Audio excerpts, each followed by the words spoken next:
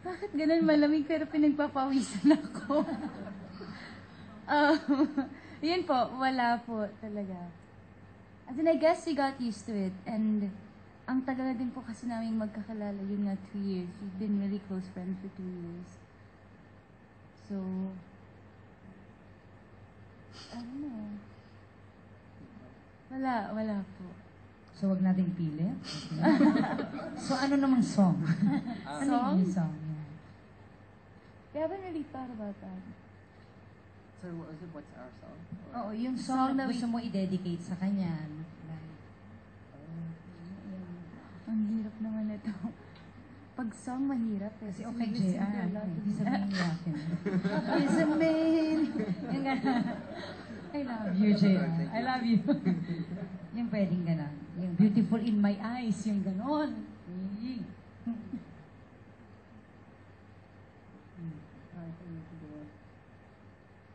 Well, ako, Matatapos ko tayo in 3 hours. May lakad ako eh. sorry. Well, ako po kasi, I posted the song recently. It's parang one part nung song. It's called Look After You by The Fray. Yeah, that. Yeah, I let you listen to it before.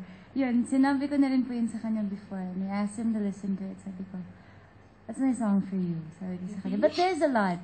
That's just the song that's on top of my head now. Look after me.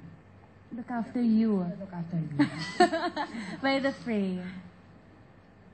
I guess for me, the song I wrote for you Wow. He wrote a song for his album. just recently. Okay. But because it's really for her, so I guess that What song is that? Forever. it's called Forever. Next question. Sumasakit ang ulo ko. Next. Hello, Clark and Leah. My name is George from George TV UK. I've seen all your episodes on The Wings of Love. Thank you. And you grow up as an actress and actress in the sense of that. And you're very famous, and millions of Filipinos fell in love with both of you, you and Randy. How does it affect this fame in both of you personally, in terms of your relationship with your family and to your friends?